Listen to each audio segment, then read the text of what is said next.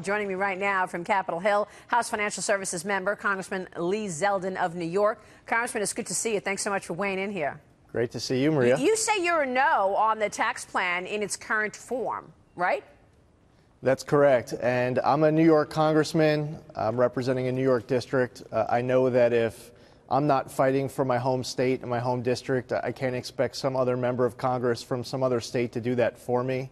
The elimination of the state and local tax deduction is a geographic redistribution of wealth where you're taking money from a state like New York to pay for a deeper tax cut elsewhere. As Dagan just pointed out, thumbs up on the corporate side. There's a lot of good aspects to this bill. I'm fighting for middle-income constituents, some of whom aren't going to be seeing a big, beautiful tax cut in its current form.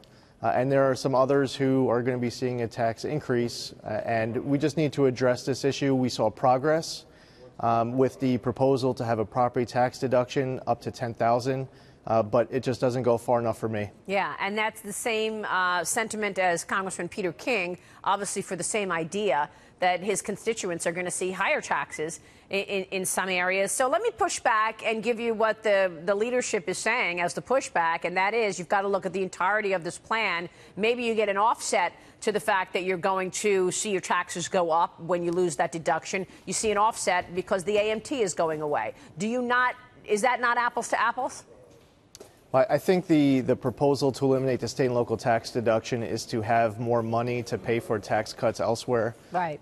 Now that the proposal's out there and people are out selling it, again, there's a lot of really good aspects to this plan. Right. Some are saying that New York gets subsidized. We're a net contributor, both tax policy and spending policy. We send more to Washington than we get back in return. That's with the state and local tax deduction. I respectfully disagree with. Last November when I was running, and by the way, my district, President Trump won by over 14.5 points.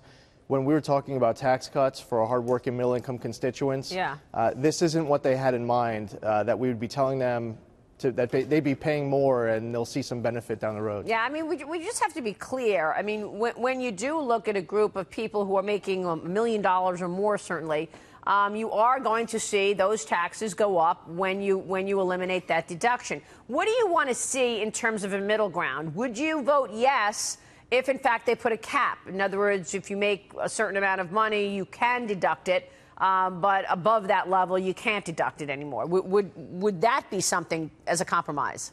I'd certainly be willing to have that conversation with leadership. There's some potential there, at least for the discussion to take place. I'm in favor of keeping the state and local tax deduction in place in its entirety.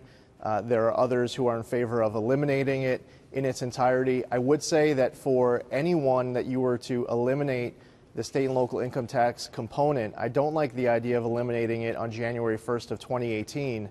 If we're passing this bill by December, it's not like our state and local governments are all going to be enacting, great tax reform at their level between Christmas and New Year's. So even that aspect would need to get addressed, even if someone was to lose their state and local tax deduction. Let me ask you this, Congressman, because obviously these guys, your members, have been behind closed doors trying to come up with so-called pay-fors and ways to pay for the tax cuts to 20% of the corporate and 25% on the pass-through and the individual cuts. So how do you pay for it? I mean, or do you put that priority aside until we start seeing growth? For the last year, we've been hearing that we want to get to growth, and, eventually growth will generate enough revenue, and that will, pay for this partly. Should we not be focused on paying for it right now, or when do you think that the $20 trillion debt, which, of course, was doubled under President Obama, when should that become a priority? Well, the debt should become a priority many years ago. And in order to reverse the direction that we're on, we certainly need to see our economy growing faster than our government is. And where you have that economic growth, deficits can become surpluses and we can start tackling our national debt. So that certainly is a massive priority. As far as this particular tax bill goes, I'm not someone who believes that it has to be revenue neutral. I'd be interested to see what the scoring ends up looking like because, if you keep a 35% corporate income tax rate, You have to weigh the impact of that and additional jobs and companies leaving our country versus coming down to 20% and jobs and businesses moving back from overseas. So we'll see how all that scoring works out. I don't believe it all needs to be revenue neutral. Do you think this plan passes? I mean, are you expecting a big difference when the Senate comes out with its version? I've learned in 2017 not to predict outcomes over in the Senate. On the House side, we've passed well over 300 bills this year, including some of the big bills with health care, with border security. I'm confident that the House is going to be passing a tax bill as well. I'd like to be there to vote yes for an improved version before it gets to that point. So I'll continue to work with leadership, Chairman Brady included, to try to get this fixed. Again, there was progress by having the property tax deduction come back. We just need a little bit more, though, in order to get representatives like me. As far as the Senate, I would have to defer to them. It's been a little frustrating. They have been able to pass dozens of bills that also passed the House that the president signed.